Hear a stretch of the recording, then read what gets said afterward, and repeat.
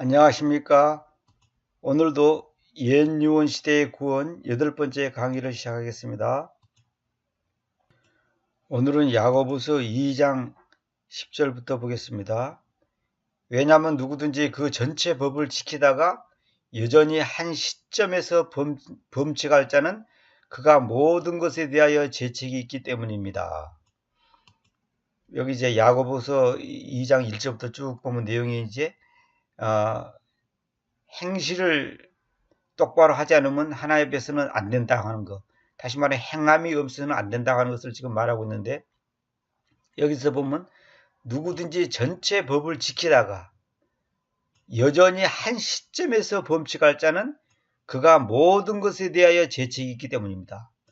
다시 말하면 100가지 중에 99가지 지키다가 한 가지를 범하면 나머지 99가지는 다 무효가 되어본다는 거죠. 마치 골인 지점에 1m 앞에 놔두고 쓰러지면 그 선수가 여태까지 달린 그 과정은 아무 소용이 없어지는 겁니다. 그러니까 여기 한 시점에서 범칙할 자는 마치 그 실에다가 구슬을 꿰었는데 한 군데만 잘라져도 그 구슬은 모두 다 땅에 쏟아질 수밖에 없는 거예요. 결론은 뭐냐? 우리가 완벽한 법을 못 지킬 바에는 하나를 지키든 100가지를 지키든 1000가지를 지키든 결국은 그것은 하나님 앞에서 의를 이룰 수가 없다는 거죠. 하나님 앞에서는 하나님이 완전하니까 우리도 완전해야 되고 하나님이 거룩하니까 우리도 거룩해야 되는데 그는 인간의 힘으로 안 되기 때문에 하나님께서는 십자가라고 하는 그 사건을 통해서 하나님과 우리의 관계가 완벽한 관계, 다시 말하면 공정한 관계가 된다는 거죠. 이 야고보서를 루터 같은 경우는 뭐 지푸라기 성경이니 이렇게 했는데 그건 완전히 잘못된 겁니다. 지금 우리나라의 그 구원파 사람들이 큰 오르고 범한 게 뭐냐면 주님은 우리의 과거, 현재, 미래 죄를 용서했으니까 구원받았으면 구원을 이룰 염려는 없으니까 우리가 적당히 살아도 걱정 없다. 그래가지고 마치 구원이 마치 뭐랄까 보증수표나 받은 것처럼 해가지고 우리의 삶을 대충 살아도 상관없다는 식으로 해가지고 변질되고 타락된 것이 구원파 사건 아닙니까? 그거는 구원이 뭔지도 모르는 사람들입니다. 누누이 말하지만은 구원은 믿음으로 받지만은 그 믿음에는 반드시 그 믿음이라고 하는 것에 대한 책임, 말하자면 거기에 대한 그 의무, 또 거기에 대한 어떤 그 입증이 돼야 되는 겁니다. 쉽게 말해서 내가 저 사람한테 저 사람을 사랑한다, 도와주겠다 했다면 거기에 상응하는 행동을 취해야지 그 의미가 있는 것이지 그 행동이 수반되지 않은 것은 아무 소용이 없어요. 그래서 오늘날 사람들이 지금 큰 잘못이 뭐냐면 마치 자기가 구원을 받았으니까 이제 구원을 잃어버릴 염려 없다는 식으로 안주하는 그런 것이 있는데 절대 잘못된 겁니다. 그래서 이것은 이제 너무 확대 해석하는 사람들은 뭐냐면 성화를 이루지 않으면 안 된다 이런 사람이 있고 성화가 무슨 상관이 있냐 성화하고 상관없이 구원받는다 이렇게 하는데 내가 분명히 말씀드리지만 우리는 하나님 앞에서 완전한 성화를 이룰 수 없어요. 다시 말하면 하나님의 의가 나의 의가 되는 것이지 내가 어떻게 해서 하나님의 의에 도달할 수는 없습니다.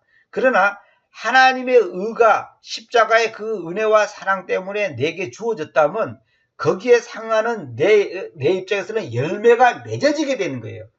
감나무는 감이 맺어지게 되는 것이 감이 안 맺어지면 그건 감나무가 아니에요. 아무리 감나무처럼 생겨도 그건 이미 감나무로서는 그 의미가 없어지는 거예요. 그러니까 하나님과 나와의 관계가 분명히 맺어져 있다면 거기에 상응하는 그 열매로 나타나게 된다는 거죠. 그러니까 구원과 열매, 다시 말하면 구원과 행위가 뗄래야 뗄 수가 없는 거예요. 그래서 옛 유언 시대에는 예수 그리스도의 그 십자가의 그 사건을 아직 오지 않았지만 미리 바라보고서 그것을 믿는 사람들이 예수님께서 하나님께서 원하시는 대로 양을 잡고 염소를 잡고 비둘기를 잡아서 그 희생단에다가 피를 뿌리는 거예요. 제사함을 받기 위해서. 그것을 안 한다면 그 사람들은 구원이 없는 거예요. 그 사람들은 그러니까 그 행위가 구원받는 게 아니라 그걸 믿기 때문에 거기에 상응하는 믿는다는 것을 입증하는 것이 뭐냐? 양을 잡고 염소를 잡고 비둘기 잡아서 피를 흘리는 그 행위를 해야 되는 거예요. 행위를 하니까 구원받는 게 아니라 그는 자동으로 따라온다 이 말이에요. 마치 예수님을 영접했다면 침례를 받는 거예요. 침례 받으니까 구원받는 게 아니라 예수님을 영접했다면 침례를 받는 것에 그것을 자연스럽게 순응하게 되는 거예요. 그것이 우리가 그러잖아요. 학교를 입학한다. 입학했나면 뭐예요? 입학금만 내고 도장 찍으면 끝나는 게 아니고 입학을 했으면 출석을 해야죠. 출석을 했으면 공부를 해야죠. 또 학교를 다니면 그 학교 규칙을 지켜야 되죠. 그거 안 지키면 그건 꽝이에요. 다시 말하면 이거는 자연스럽게 연결되는 거예요. 연결. 내가 어느 집안의 자녀로 태어났으면 그 집안에서 사는 거고 그 집안에 살면 그 집안의 어떤 그 규율과 룰에 따라서 사람으로서 한 자녀로서 그 한 인간으로서의 그 태도를 취하는 것이 자연스러운 것이지. 그만 태어나시니까 끝. 아무렇게나 살겠다. 그거는 말이 안 되는 거죠. 그러니까 이거 그 믿음과 성화의 관계를 오해하면 안 되는 겁니다. 너무 성화 강조하다 보면 어떻게 되냐면 구원에 대한 불안을 가지고서 혹시 이렇게 하면 내가 지옥 갈까? 구원에 탈락할까? 이렇게 생각하는 사람이 있고 또 저 믿음만 강조하는 사람은 내가 구원받을 생각이 아무렇게나 살아도 괜찮다. 이건 잘못된 겁니다. 그러니까 너무나 자연스럽게 예수님을 믿으면 믿음의 그 구원의 감격 때문에 감사와 기쁨이 있고 또 내가 넘어지고 자빠질 때 하나님 앞에 회개하고 하나님의 나의 부족함을 주님 앞에 아뢰면서 그러면서 하나님과 나와의 관계가 더 깊어지고 끈끈해지고 더 친밀해지는 거예요. 그거는 구원을 받냐 못 받냐 잃어버리냐 안 잃어버리냐 그런 차원이 아니라 그거는 지극히 자연스러운 거예요. 그것이 가장 균형 잡힌 성도로서의 삶이란 말입니다. 그런데 우리는 뭐냐면 율법을 하나만 범하면 전체를 범하기 때문에 어떻게든 지켜야 되겠다 싶어갖고 아직 안식일에 목숨을 거는 사람이 있어요. 안식일을 안 지키면 구원을 잃어버린다는 식으로. 그건 잘못된 거다 이 말입니다. 11절을 보세요. 왜냐하면 간통을 범하지 말라고 말씀하신 그분께서 또한 죽이지 말라고 말씀하셨기 때문입니다. 그렇죠. 간통을 범하지 말라고 말씀하신 그 동일한 신분이 또 죽이지 말라 이렇게 말씀하셨다는 거죠. 그러니까 간통은 안 범해도 죽인다면 그만 간통을 범하지는 않았더라도 그 사람은 하나님 앞에서는 꽝이다는 거죠. 아무 의미가 없다는 거죠. 또 지금 설사 그대가 아무 간통도 범하지 아니하더라도 만일 그대가 죽인다면 그대는 그 법 토라에 대하여 그러니까 우리가 이제 쉽게 말하는 율법에 대하여 범법자가 되어 있습니다.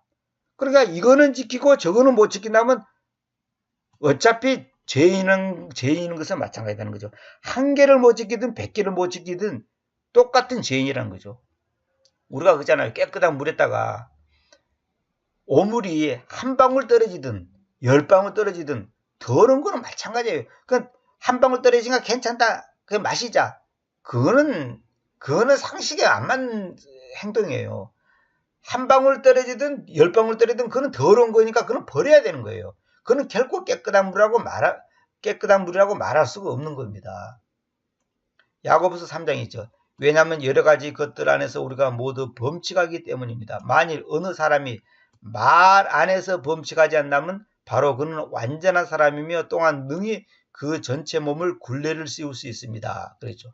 우리 개성이는 뭐라 했냐면 우리가 다 실수가 많으니 만일 말에 실수가 없는 자라면 곧 온전한 사람이라 능히 온몸도 굴레 씌우리라 이래 되죠. 이게 정말 엉터리 번역입니다. 왜냐하면 이 중요한 접속사도 없어져 버렸고 여러분 한번 비교해 보시죠. 이건 너무나 엉터리인 거예요. 이런 번역은 이건 정말 이건 말에서 범칙하지 않다면 그럴까 아니라 말 안에서 이게 중요합니다. 봐보세요. 여기 야고보서 2장 10절에 어펜드 있죠. 어펜드라는 것은 공격자 파울을 보고 농구에서 어펜드 파울이라고 그러잖아요. 수비자 파울은 디펜스 파울이라고 그러거든요. 그러니까 공격을 한단 말입니다. 이것은 제가 이제 범칙이라고 그래요. 규칙을 범했다는 거죠. 자, 보세요. 여기 보면 여기도 범칙이라는 단어 나오죠. 범칙 나오죠. 오펜드가 나오죠. 말 안에서 범칙하지 않는다면 이 말은 뭐냐면 내 말을 하는데 그 말 안에서 상대방에게 상처를 준다는 거죠. 그러지. 근데 그것을 범칙하지 않는다면 그는 완전한 사람이라고. 완전한 사람. 또한 능히 그 전체 몸을 굴레쓸 수 있습니다. 굴레를 씌운다는 말은 뭐냐면 그 몸 전체를 그 말에 실수가 없기 때문에 완전한 사람 때문에 그 전체 몸이 마치 그 깨끗한 옷으로 내 몸을 감싸듯이 내가 모든 사람 앞에 흠이 없는 사람으로서 나타날 수 있다는 거죠. 근데 킹음정은 뭐라 하냐면 우리가 다 많은 것에서 실족하나니 그랬죠. 왜냐하면 또 없애버렸고 만약 어떤 사람이 말에서 실족하지 않으면 바로 그는 완전한 사람이요 능히 온몸도 제어하는 사람이라 하죠. 제어가 아니라 이 브라이드라는 말은 뭐냐면 그 소가 그 풀을 못 먹게 하기 위해서 소를 갖다가 풀을 못 먹게 해서 입에다가 망을 씌우잖아요. 그걸 보고 말한 겁니다. 그걸 브라이드라는 말은 굴레라 그런 거예요. 그걸 보고. 그러니까 이 어떤 그 오류를 범하지 않는다는 거죠. 말 안에서 범칙하지 않는 사람은 그 외에 다른 것은 오류를 범할 수가 없다는 거죠. 생각해 보세요. 말 안에서 범칙하지 않는 사람이 살인하겠어요? 남 미워하겠어요? 아니면 도둑질하겠어요? 그건 있을 수가 없는 거죠. 그러니까 우리가 그랬잖아요. 말을 한다는 것은 그 사람의 속의 생각, 마음, 그 사람의 어떤 사상, 아니면 믿음, 어떤 영적인 그 색깔, 그것이 그대로 말에서 드러나잖아요. 예를 들어서 크리스찬이라고 하는 사람이, 기독교인이라고 하는 사람이 만약에 맨날 입만 열면 불교 용어를 하고 불교 얘기나 하고 석가모니 얘기나 하고 무슨 법학행 얘기나 한다면 그 사람은 말이 기독교인지 실제로는 불교 신자죠. 그러니까 그 사람이 말하는 거 들어보면 그 사람이 스피릿을 안다는 거예요. 스피릿, 영, 정신, 그 사람의 사상을 안다는 거죠. 그러니까 내 생각이 겉으로 표현되는 것이 말이에요, 말. 근데 그 말이 곧 그 사람의 영이단 말입니다. 그래서 그 요한복음 6장 63절에 내 말들 그것들이 영이요 생명이다 그래서 그것들이 영이요 생명. 그러니까 하나님의 말씀들이 영이요 생명이라는 거죠. 그러니까 말씀이 영이요 생명이에요. 결국 말씀이 잘못되면 영이 잘못된 거고 생명이 잘못된 거예요. 그럼 말씀이 틀려도 괜찮다는 그런 엉터리 같은 주장하는 사람들이 너무 많아요. 주님을 사랑한다, 열심히 주님을 바로 믿겠다고 하는 사람들 중에서도 성경이 좀 틀리면 어떠냐 이런 생각 갖고 있는 사람들이 많은데 그거는 완전히 사탄의 소리입니다. 그거는 말도 안 되는. 아니 주님의 말씀이 영이고 말씀이 생명인데 말씀이 틀리면 영이 잘못된 거고 생명이 잘못된 건데 말씀이 틀려도 상관없다. 그런 엉터리 이러는 거는 마귀 소리단 말이에요. 지금 오늘날 학자들이 전부 다 그런 마인드를 갖고 있습니다. 여기 이 점에 대해서는 내가 수없이 강의했기 때문에 이 정도만 하겠습니다.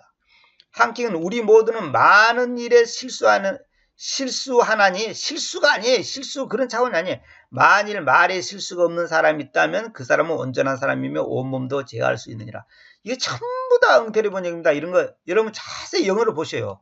어떻게 돼? 이 포라고 하는 왜냐하면 접수사가 얼마나 중요한 줄 아십니까? 그래서 여기서 문장이 딱 끊어지잖아요. 이런 피리어드 같은 이런 마침표 같은 것이 얼마나 중요한지 아십니까? 그러니까 이런 식의 번역을 하는 사람은 킹제임스 성경을 인정하는 사람이 아닙니다. 말은 킹제임스 인정하고 받아들이고 저거 하는데 아니 여기서 왜냐하면 포라는 이 위유를 나타내는 접수사가 왜 이 접수사를 갖다가 번역을 안 했습니까? 이건 말도 안 되는 소리입니다. 그러니까 이 성경관이 잘못되면요, 킹제임스, 헬라, 히브리어, 어쩌고, 교리, 어쩌고 떠들어봤자 그 소용없는 거예요. 제가 신앙생활 하면서 결론 내린 것은, 바른 성경관이 바로 서지 않으면 결코 바른 신앙이 갖지도 못하는구나. 그래서 제가 많은 사람들의 설교를 들어보면 참 이러면은 훌륭하고 뛰어나고 잘하는데 성경관이 잘못되어 있어요. 그러다 보니까 어떤 면에 딱 가서 한계가 딱 부딪히는 거예요. 왜냐하면 거기 가서는 학자, 무슨 누구 박사, 아니면 누구 교단, 아니면 누구 칼빈 아니면 루터 이런 사람들의 말을 인용해갖고 그걸 적당히 이제 얽어부르는 거예요. 그렇게 바른 성경이 없는 거예요. 이런 경우는 이 사람 말이 맞고 저런 경우는 저 사람 말이 맞고 이 학자 말이 맞고 저 학자의 말이 맞고 장로교 교리가 맞고 감리교 교리가 맞고 이런 식으로 적당히 넘어가는 거예요. 자기 마음에 들게끔. 그러니까 결국은 기준점이 없는 거죠. 그 기준점이 없다는 것은 그거는 원칙이 없는 거죠. 이 말에 실수하지 않으면 절대 그런 게 아닙니다. 말 안에서 범칙하지 않다면, 말 안에서. 이거는 뭐냐? 생각, 우리의 마음, 그것을 표현하는 것이 말 아닙니까? 그러니까 마음 안에서, 생각 안에서, 그 사람의 생각 속에, 마음 속에 믿는 자기의 그 신앙의 어떤 관점이, 어떤 사상이 그대로 말로 드러나는 거지 않습니까? 보세요. 율법의 목적은 뭐냐? 이건 제가 수백 번 말했지만은 광야 생활에서, 우리 개혁성인은 광야라는데 광야는 틀린 말입니다. 이스라엘을 통치하고 약속의 땅으로 인도하여 개인적으로는 현 세상에서 축복된 삶을 보장하는 거예요. 율법의 목적입니다. 율법입니다. 율법이라 지금 우리 시대를 말한 거 아닙니다. 옛 유언 시대를 말한 겁니다. 현 세상에서 축복된 삶을 보장한다는 거죠. 무슨 말이냐면 그 하나님의 말씀대로 하면 하나님께서 물질적인 그 환경을 열어주고 먹고 살 길을 다 열어줘요. 개인적으로는 현 세상에서 축복된 삶을 보장하고 민족적으로는 약속의 땅에서 평안을 취하는 것이다. 율법의 목적이에요. 그래서 이스라엘 백성들이 그 출애굽기 보면 어떻게 해요? 하나님의 말씀을 잘 지킬 때는 평안하고 먹을 거 마실 거 걱정 없어요. 그러나 또 하나님의 말씀을 어길 때는 굉장히 고난이 있잖아요. 그리고 그 예언의 그 전체를 보면 전부 그런 거예요. 하나님의 말씀에 순종하냐 순종하지 않느냐에 따라서 전쟁이 일어나고 기근이 일어나고 지진이 일어나고 여러 가지 그 고통이 따르잖아요. 그 다음에 두 번째, 사람으로 하여금 자신의 선한 행위로 의로움을 얻을 수 없다는 현실을 직시하게 한다. 이게 중요한 겁니다. 율법의 목적이 뭐냐? 사람으로 하여금 자신의 선한 행위로는 의로움을 얻을 수 없다는 현실을 직시 바로 보게끔 한다는 거죠. 똑바로 보게 한다는 거죠. 직시하게 함으로써 선한 행위를 통해 구원받으려는 사람들에게 좌절감을 주고 구원의 올바른 방법을 가지게 한다는 것이다. 이게 굉장히 중요한 겁니다. 우리는 첫 번째만 알면 큰일 나는 겁니다. 이 두 번째가 바로 이제 이게 율법의 목적의 아주 핵심 중에 핵심입니다. 첫 번째는 개인적인 거고, 그 다음에 두 번째는 우리가 이 땅에 살면서 영원한 생명을 보장받냐 보장받지 못하냐를 결정짓는 역할을 한다는 거죠. 근데 율법이 주는 목적은 뭐냐? 율법 지키갖고 구원받으라는 게 아니라 선한 행위로는 의로움을 얻을 수 없다는 현실을 직시하게 한다는 거죠. 내가 정말 아무리 하나님 말씀대로 살려고 해도 안 되구나. 100가지 중에 99가지 지키고 한 가지 실수하면 하나님이 봐주고 이래야 되는데 그게 아니에요. 한 가지만 잘못 지켜도 그 99가지가 다 무효가 되는 거예요. 그러니 이게 인간이 안 되는 거예요. 그래서 선한 행위를 통해서는 구원받으려는 사람들에게 좌절감을 준다. 선한 행위로는 절대로 안 되구나. 그걸 가르쳐준 것이 율법의 목적인데 오늘 사람들이 율법을 지키겠다고 지금 난리를 치잖아요.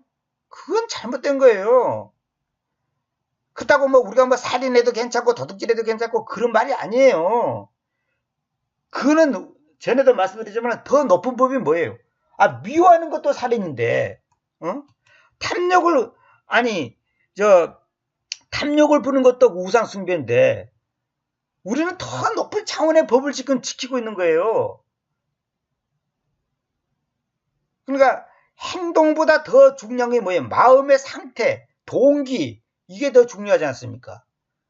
그런데 지금 율법의 이 목적을 갖다가 지금 망각하고 지금 율법을 지켜서 뭔가를 해보겠다는 사람들, 심지어 율법을 지켜가지고 구원을 받겠다고 주장하는 사람들이 있다는 말을 제가 들었어요. 예수님을 안 믿어도 그 메시아주 사람 중에 어떤 리더자가 그러더라잖아요. 예수님을 안 믿어도 율법을 지키면 구원받는다. 그 율법을 지킬 수 있지 않으니까 율법을 지킬 수 있다는 거예요. 자기들은 정확한 절기에 따라서 절기를 지키고 자기들이 철저히 성경대로 할 수 있다는 거예요. 그건 정말로 안타까운 일입니다. 안타까운 일입니다. 근데 사람들이 거기에 더 매력을 느껴요. 왜? 그것이 더 실감나거든. 더 리얼감이 있거든. 눈에 보이고 귀에 들리고 막 그냥 모습으로 나타나니까. 그 리얼감이 있으니까 더 그 실감나는 거예요. 그래서 마귀가 인간에게는 이 시각적인 거 있잖아요. 눈으로 보이는 거, 귀로 들리는 거, 이런 걸 가지고 사람들을 미혹하면 사람들이 그냥 넘어갑니다. 그래서 사람들이 그 엉터리 마귀의 역사는 그 거짓 역사를 갖다가 하나님의 역사로 해가지고 뭐 보여주고 그냥 뭐 쓰러지고 뒤집어지고 또 뭡니까? 뭐 음성이 들렸다 환상을 봤다 그러면 그냥 껍벅 죽는 거예요. 거기에 다 인간의 약점입니다. 그러니까 기록된 말씀은 그 사람들은 뭐라고 그러냐면 그는 하나의 그 지도에 불과하다는 거죠. 그러니까 지도에 불과하다는 거죠. 그러나 자기들은 그것을 직접 만지고 들어오고 봐보기 때문에 걱정 없다는 거예요. 마치 삼일체 같은 것도 자기들은 천당을 보니까 천당에 가보니까 하나님의 의자가 3개 있더라는 거예요. 성부, 성자, 성령이 이래 앉아 있더라는 거예요. 그렇기 때문에 더 이상 삼일체 교리 얘기하지 말라는 거예요. 자기들은 다 봐버리기 때문에 끝났다는 거죠. 그게 얼마나 마귀적인 소리인 줄 아십니까? 기록된 말씀의 바른 관점을 태도를 보이지 않으면요. 제 아무리 선한 일하고 제 아무리 신령한 일을 하고 제 아무리 뭐 세상을 뭐 버리고 뭐 헌금을 하고 구제를 하고 별짓 다 해도 그는 꽝입니다. 꽝. 말씀을 갖다가 무시한다는 것은 아까도 말했죠. 사람 속에는 생각과 그 마음의 상태가 말로 나온다 그랬잖아요. 그러면 하나님의 말씀이라는 것은 하나님의 생각과 하나님의 마음과 하나님의 계획과 하나님의 섭리가 기록된 것이 문자로 기록된 것이 성경이에요. 그러면 기록된 문자를 무시한다는 것은 그 사람은 결국은 하나님의 생각을 무시한다는 거고 하나님의 뜻을 무시한다는 거고 하나님의 의도를 무시한다는 건데 그 사람이 어떻게 하나님 앞에서 바르게 인정받을 수 있냐 이거였죠. 참으로 안타까운 일입니다. 로마서 7장 4절 봅시다. 이러므로 나의 형제들이여 여러분도 그리스도님의 몸에 의해서 그 법 토라에게 여기 율법 말합니다. 토라에게 죽게 되어 있습니다. 그리스도님의 몸에 의해서 토라에게 죽게 되어 있다. 토라에 대하여 죽는 게 아닙니다. 여러분 보세요. 여기 보세요. to the law 있죠. 이게 그 토라에 대해서 율법에 대해서 죽는 게 아닙니다. 대해서 죽는 게 아니라 토라에게 죽는 거예요. 토라에게. 자 보세요. 하반절 볼게요. 이는 여러분이 또 다른 분에게 여기 에게가 나오죠. 에게. 보세요. to another 나오죠. to another. to가 나오죠. 여기도 to가 나오죠. 또 여기도 to가 나오죠. 이게 전부 다 여기도 unto가 나오죠. 여기 전부 다 같은 겁니다. 그러니까 무슨 말이냐면 토라에 대하여 죽게 되었습니다. 또 다른 분에 대하여 그게 아니라 또 다른 분에게 이렇게 됩니다. 그러니까 토라가 이게 뭐냐면 인격입니다. 인격. 그냥 무슨 그냥 이렇게 이렇게 글자 그냥 단지 그런 게 아니라 그 글자가 기록됐다는 것은 그 글자를 기록한 분의 그 뜻과 사상과 생각이 그대로 표현된 거 아닙니까? 아니 외국에서 아버지로부터 편지가 왔다면 그 편지 내용이 아버지의 생각이고 아버지의 뜻이에요. 근데 그 아버지의 생각 따로 편지 내용 따로가 아니에요. 그 편지 내용 이꼬르 아버지의 생각이라니까. 그 편지 내용을 무시한다면 그 아버지를 무시하는 거죠. 그러니까 토라에게 죽게 됐습니다. 여러분이 또 다른 분에게 곧 죽은 자들로부터 일으켜져 계시는 그분께 혼인되어야 한다는 것이요. 죽은 자들로부터 일으켜져 계시는 그분이 누구예요? 예수 그리스도죠. 예수스님께 혼인되어야 한다. 혼인, 이 결혼이란 말을 쓰지 마세요. 결혼이 아니라 이건 표현을 정확해야 됩니다. 물론 이제 결혼이라고 거의 같은 겁니다만은 메리라는 것은 뭐냐면 혼인이라고 표현해야 됩니다. 혼인. 왜 그런가를 나중에 내가 말할게요. 그래서 이제 이 혼인이라는 단어에 대해서 내가 조금 설명하고 들어갈게요. 여기 메리지죠. 메리지. 이거는 혼인 잔치를 말하는 겁니다. 그럼 메리는 혼인하답니다. 보세요. 웨딩이죠. 웨딩이 결혼식입니다. 록은 결혼이에요. 이건 결혼이에요. 결혼.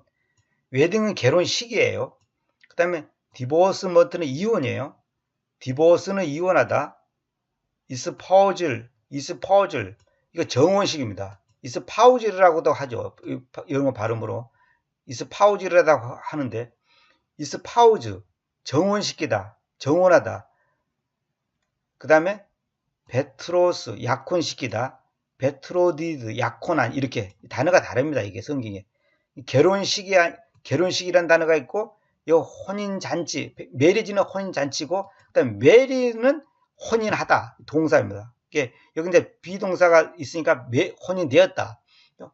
혼인되어야 한다는 것이요. 이게 혼인된다는 것은 뭐냐면, 그분과 내가 한 몸이 된다는 거 아닙니까? 혼이란 것은. 그 다음에 우리가 하나님께로 열매를 가지고 나와야 한다는 것입니다.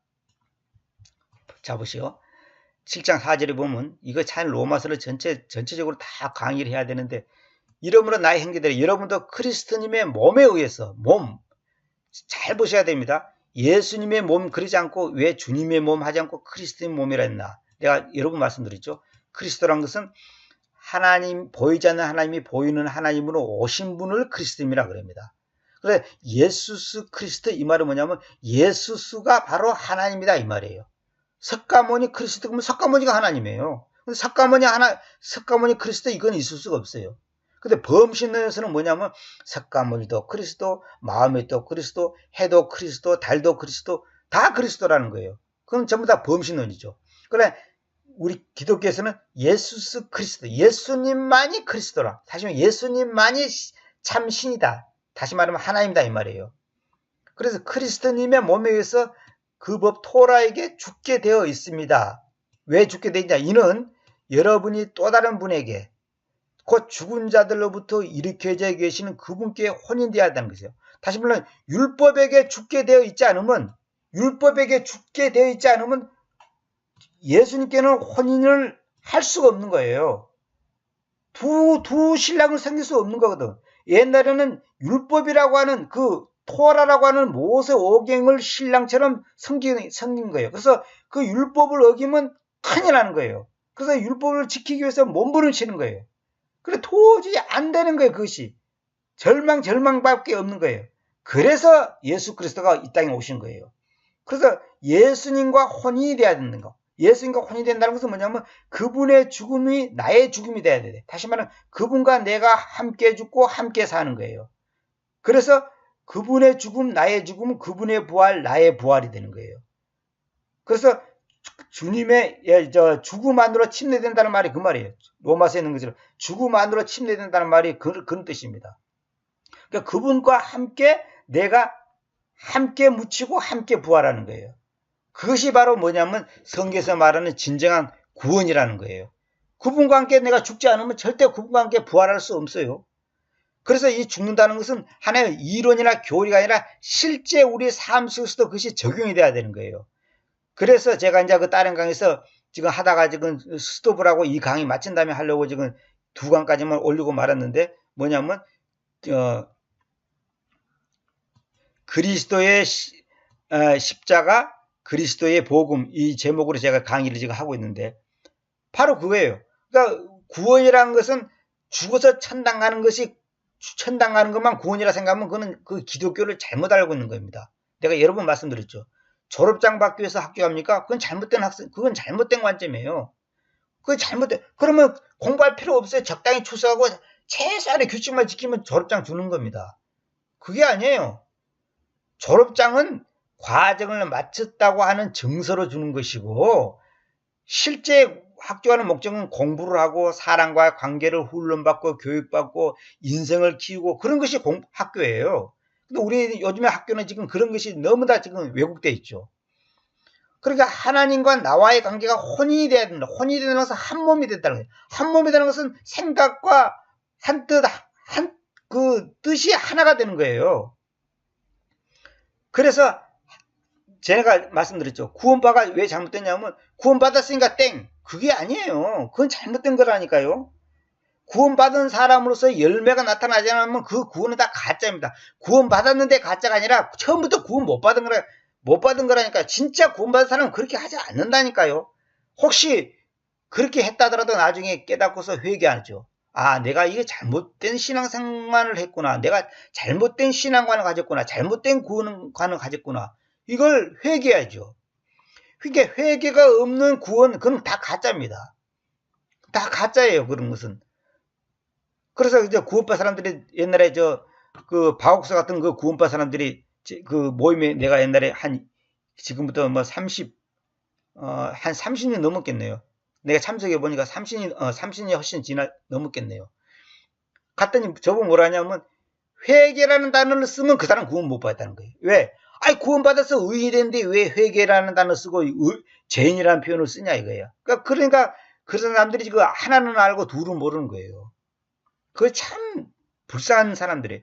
그 사람들하고 제가 5시간 동안 논쟁하고 그랬는데, 그때 20대 중반쯤 됐을 때 그런 일이 있었는데, 그 하나는 알고 둘은 모르는 거예요. 일부는 맞아, 그 말이. 근데 그것은 우리가 원죄가 하나님 앞에서 사함 받아서 하나님과 나와의 그 끊어진 관계가 맺어졌다는 것이고, 실제 우리가 살아가는 데서 죄를 안 짓습니까? 죄를 짓잖아요. 그러면 죄를 짓는다는 것이 뭐냐? 우리의 연약한 육체가, 다시 말해 죄성을 가지고 있는 이 몸뚱어리는 구원받은 게 아니에요. 이 몸은 구원받은 게 아니에요. 몸은 구원받았으면 이거 안 죽어야지, 병도 안 걸리고 안 죽어야지 구원받는 것이지, 이게 구원받았습니까 지금? 다 죽어서 썩어서 벌레가 밥이 될 건데. 이 몸을 언제 구원받냐? 우리가 부활 때 구원받는 거예요. 부활 때. 그러니까 우리가 이 육체는 죄성을 가지고 있단 말이에요. 이 죄성을 가지고 있는 육체가 하나님과 나와의 관계 속에서 계속적으로 하나님의 그 뜻을 거스리는 그 반항적인 태도를 취한단 말이에요. 그 부분에 대해서 우리가 하나님 앞에 회개를 하는 거예요. 회개를 한다는 것은 뭐냐면, 하나님은 우리가 육체를 갖고 있는다는 육체를 무시할 수가 없는 거예요. 육체를 무시해 본다면 그게 바로 영지주의가 되어버린 거예요. 응? 육체가는 죄에 대해서 상관없다. 나는 죄 안 졌다. 그런 식으로 되어보면 그 영지주의가 되어버린 거예요. 그게 아니에요.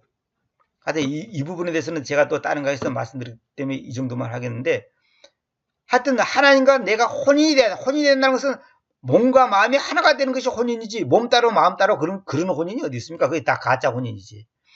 우리가 하나님께로 열매를 가지고 나와야 한다. 보세요. 하나님께로 열매를 가지고 나와야 한다는 것이다 이거예요. 그러니까 율법에게 죽게 되어 있다는 이 말은 뭐냐면, 주님과의 혼인인데, 이 혼인은 뭐냐? 하나님께로 열매를 가지고 나와야 한다는 것을, 이것하고 이 부분하고 같은 의미예요. 이게 혼인이 된다는 것은 뭐예요? 아니, 한 몸 한 뜻을 이어서 같이 평화롭게 사는 것이 혼인이지, 원수처럼 사는 것이 혼인입니까? 그게 아무것도 아니지. 우리가 하나님께로 열매를 가지고 나와야 한다는 거예요. 그래서 이걸 보고 성경에서는 일하여 내다, workout라고 그래요. workout, 일하여 내는 거였어요. 열매를 맺는 거예요. 구원받기 위해서 열매를 맺는 게 아니라, 이거는 지극히 자연스럽게 그냥 당연하게 이렇게 되는 거라니까요. 이걸 소위 말해서 성화라고 하잖아요. 성화. 근데 성화를 했기 때문에 구원받는 게 아니고, 이렇게 열매를 가지고는 남은 삶을 살 수밖에 없는 거예요. 그러니까 주님께서 그러잖아요. 열매 맺지 못하는 무화과나무를, 열매 맺지 못하는 나무를 갖다가 찍어 없애보라 그러잖아요. 불속에 던져보라 그랬잖아요. 열매를 맺지 못한다는 것은 가짜라는 거예요. 가짜. 나무는 열매를 보고 판단하는 거예요. 이건 제가 지워버리겠습니다. 이 부분에서 제가 지워버리고. 그러니까 생각해보세요. 혼인을 내시면, 아니, 아들 딸 낳고 잘 살아야지 정상 아닙니까? 근데 아니, 혼인을 했는데 같이 안 살고 같이 일반적인 결혼 생활을 안 한다면 그게 무슨 의미가 있어요? 그게 그런 열매가 없단 말이죠. 그러니까 우리가 주님께 구원받았다면, 주님과 함께 내가 주님의 은혜로 구원받았다면 하나님께로 열매를 가지고 나와야 한다는 거예요. 나와야 한다라. should bring 나와야 된다가 아니라 나와야 된다. 가지고 나와야 된다는 거죠. 나와. bring out이 아니에요. bring forth라는 것은, 이것은 열매를 가지고 나와야 된다는 거죠. 이것이 바로 정상적인 지금 그리스도인의 모습이에요. 아주 정상적인 그리스도인이에요. 율법에게는 죽게 돼 있고, 주님께는 혼인되고, 하나님께는 열매를 가지고 나오는 거. 이거 아주 정상적인 신앙생활의 하나의 지금 모습을 보여주는 겁니다. 하나님께로 열매를 가지고 나와야 한다는데 이러지 못하는 것은 그건 다 가짜군이에요. 다 거짓이에요. 그 아무것도 아닌 거예요. 그거는 뭐 십자가 어떻고 뭐 로마서 3장이 어떻고 떠들어봤자 그 소용없는 얘기입니다. 자, 로마서 7장 10절을 보겠습니다. 그런데 생명에게 정해진 그 명령을 내가 죽음에까지 있다고 발견했습니다. 아니, 생명에게 정해진 그 명령, 생명에 대하여 정해진 게 아닙니다. 이거 잡으세요. to life, 이거 아까 그 사제에 있는 것처럼 이거 to가 전부 같은 개념이에요. 전부 다. 이것도 인격을 말한 겁니다. 생명에게 정해진 그 명령. 이거 말은 뭐냐면 생명을 얻기 위해서 생명을 얻기 위해서 정해진 그 명령을 내가 죽음에까지 있다고 발견하였습니다. 아니, 여기서 이 명령이라는 것은 우리가 말하는 제가 율법을 말한 겁니다. 십계명 뭐 이런 걸 말한 거예요. 아니, 그 명령이 아니, 나한테 생명을 주기 위해서 있는 줄 알았더니 아니, 이건 절망이네. 이렇게 죽음에까지 있다고 발견해. 죽음에까지. to be unto death. 죽음에까지 있다고 발견하였습니다. 아니, 이건 멸망이네? 절망이네? 이렇게 오히려 사람한테 희망을 주는 게 아니라 오히려 절망을 주는 거예요. 아니, 율법이 왜 이리 나를 갖다가 이렇게 그냥 꼼짝 못하게 나를 갖다가 이렇게 하지? 내가 아무리 지키려도 안 되네? 한 가지만 잘 지키다가 한 가지만 어기면 무효가 된다는데 이거 어찌 되는 건가? 그러니까 낙심할 수밖에 없죠, 사람이. 이러므로 그 법 토라는 거룩하며 그 명령은 거룩하고 공정하고 선합니다. 이 메시안 사람들이 이걸 굉장히 강조하거든요. 율법은 거룩하고 명령은 거룩하고 공정하고 선한데 왜 율법을 지키서는 안 된다고 하냐 이렇게 하는 사람들이 있는데 이거 말 뜻을 몰라요. 율법 자체가 잘못된 거 아니라니까요. 율법 자체는 완벽한 거예요. 하나님이 정한 법이 완벽하죠. 그럼 불완전합니까? 근데 완벽한 그것을 죄를 지은 인간의 육체를 갖고 있는 인간이 지킬 수가 없다는 거냐. 그러니까 율법에 대해서 율법 법이 잘못됐습니다. 너무합니다. 인간에게 이런 것을 요구한다는 것은 옳지 않습니다. 이렇게 반항할 수 없다는 거예요. 그래서 그 명령은 거룩하고 공정하고 선하다는 거죠. 이 거룩이 무슨 뜻인지 아십니까? 이보다 더 좋을 수 없는 상태. 이보다는 더 좋을 수 없는 완벽의 그 극치를 거룩이라 그러는 거예요. 거룩. 이보다 더 나을 수 없고 더 좋을 수 없는 상태. 그 명령은 전혀 흠이 없는 거예요. 그런데 오늘 우리가 그걸 못하니까 안타까운 거죠. 그래서 십자가 필요한 거예요. 십자가가 왜 필요한 거예요? 예수님이 왜 오셨어? 그걸 우리가 못하니까 예수님이 오셨지. 그걸 할 수 있으면 예수님이 왜 오셨겠어요? 예서 인간이 100만 명 중에 90만 명은 지킬 수 있고 10만 명은 못 지킨다. 그런다면 예수님이 오실 필요 없는 거예요.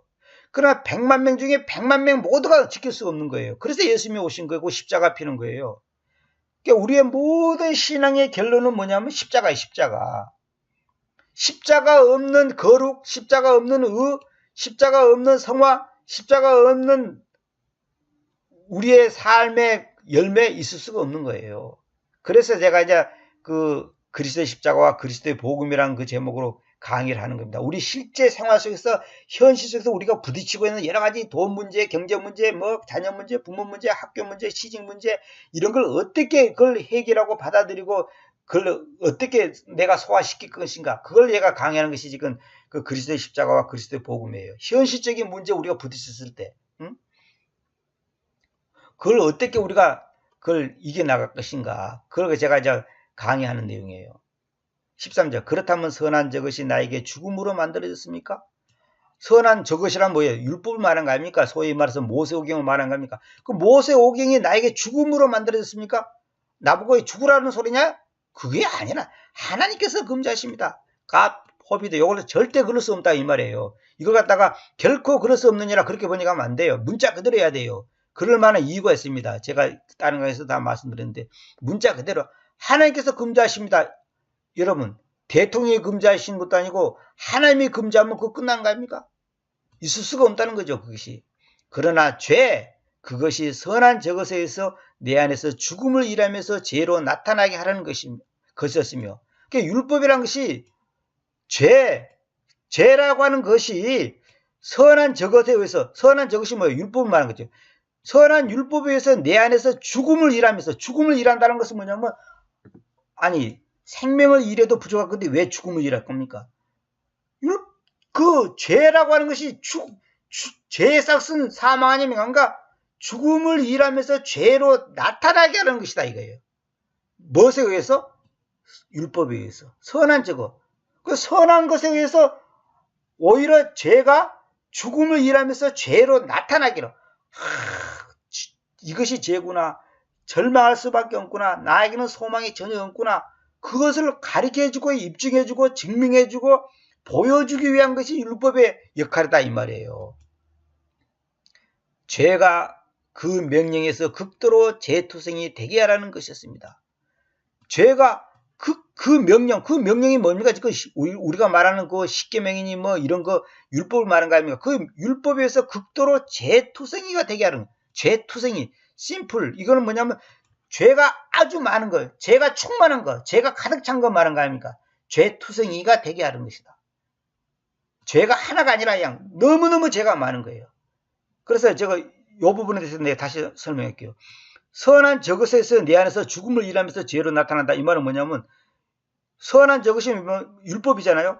마치 이거예요. 깜깜한 밤에 깜깜한 방 안에서 전등등을 탁 켰다 합시다. 그 전등은 무엇과 같은 거냐면 율법이에요. 율법. 그러니까 율법이 그 전등과 같은 거예요. 율법을 탁 켜니까 나는 전에는 죄인 줄 몰랐는데 죄가 딱 드러나는 거예요. 다시 말하면 불을 켜니까 아유 내 몸에 때가 있네. 내 옷에 더러운 게 묻어있네. 우리 방이 더럽네. 이걸 알 수 있는 거예요. 불을 켜기 전에는 몰라요. 눈에 안 보이니까. 그러니까 율법 자체는 선한 거예요. 전등 자체는 좋은 거예요. 전등이 나쁜 게 아니에요. 전등이 차라리 없었으면 그냥 더러운 것도 모르고 살 건데 괜히 전등을 켰다. 이런 사람이 있으니까 그거 또라이지. 그거 정신병자지 그 사람이. 전등을 켜서 내 몸을 닦고 내 옷을 씻고 방을 청소하는 것이 좋은 것이지 전등 없는 상태에서 더러운 상태에서 삽니까? 그럼 차라리 맹인이 되고 마는 것이 봉사가 되는 게 훨씬 낫지. 선한 저거, 그러니까 너무나 완벽한 그 율법에 의해서 내 안에서 죽음을 일한다는 거죠. 죄라는 것이 죽음을 일한다는 것은 그냥 일한다는 것은 뭐예요? 활동을 말하는 겁니까? 그러니까 그 죄가 그냥 완전히 그냥 막 활동을 하는 거예요. 죄가 죄로 나타나게 하려는 것이 그 율법이 주신 목적이란 말입니다. 그래서 죄가 그 명령에서 율법에 의해서 극도로 죄투성이 되게 하는 겁니다. 극도로. 익스트림 심플. 극도로. 조금이 아니라 그냥 극도로. 정말 머리끝부터 발까지 나는 죄투성이구나. 나한테는 선한 것은 0.1%도 없구나. 그걸 인정할 수밖에 없다는 거죠. 이거 정말 로마서를 어떤 형제가 저보고 좀 강의를 좀 해달라 그러는데 로마서가 굉장히 놀라운 책이죠. 방대하죠.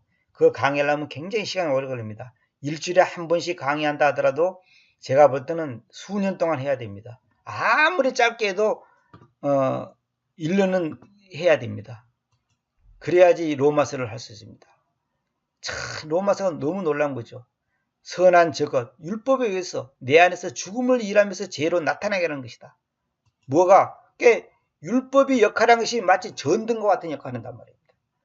내가 더러운지 아닌지를 밝혀주는 역할을 한단 말입니다.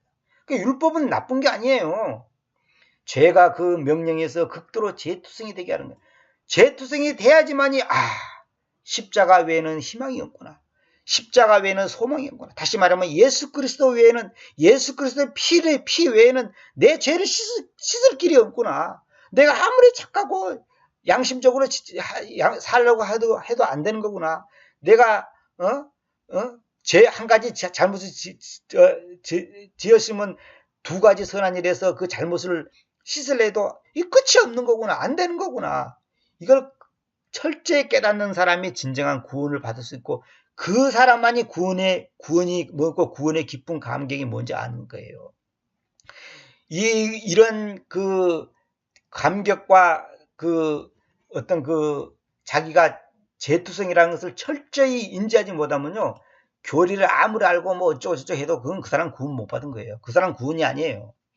그 지식구원이에요. 지식구원. 로마서 3장이 어쩌고 뭐 십자가가 어떻고 뭐 원죄가 어떻고 떠들어봤자 그 소용없는 거예요. 침례가 어떻고 뭐 삼일치가 어떻고 떠들어봤자 그 소용없는 거예요. 그거는 아무 소용없는 거예요. 이 로마서 7장 같은 이런 그 내용을 무슨 말인지 정확하게 깨달아야 됩니다. 결국은 나는 구원받을 수 없는, 다시 말하면 희망이 없는 존재라고 하는 것을 철저히 인지를 해야 됩니다. 그럴 때 하나님 앞에서 가슴을 치면서 사도 바울은 죄인 중에 괴수라고 하는 그런 고백이 나오는 거예요. 뭐 겸손한 척하는 말이 아니에요. 진짜로 자기가 죄인 중에 괴수구나, 죄의 우두머리구나, 그것을 철저히 깨닫는 거죠. 그것을 철저히 깨달을수록 그 사람은 하나님과 관계가 더 깊어지고 깨끗해지고, 말하자면 더 두려우면서 이 세상을 사는 거죠. 이제 이것이 없다면요, 그 구원받은 사람들은 이런 것이 없는 거예요. 구원받았으니까 그냥 대충 살아도 상관없다. 그래서 내가 아는 사람이, 그 동생이 그 구원파에 빠졌는데 막 죄를 짓고 돌아다녀요. 그래서 왜 그러냐 그랬더니, 그래도 구원받았으니까 이 정도니까 괜찮다고. 구원받았으니까 이 정도라고. 그러니까 그 사람들은 구원을 잃어버리지 않으니까 이제 안심이 되는 거예요. 그러다 마음대로 살아도 상관없다는 거예요. 그 사람들은 분명히 말하자면 구원 못 받은 사람입니다. 구원받은 사람은 절대로 그렇게 할 수가 없습니다. 오늘은 제가 이 정도만 하고 또 다음 시간에 이어서 또 계속하도록 하겠습니다. 빨리 끝내야 될 텐데 굉장히 내용이 너무 방대해가지고 간단하게 그냥 설명할 수도 있지만은, 가능한 사람들한테 이해를 쉽게 하기 위해서 제가 지금 말을 많이 하다 보니까 진도가 빨리빨리 안 나가네요. 오늘은 여기까지만 하겠습니다. 감사합니다.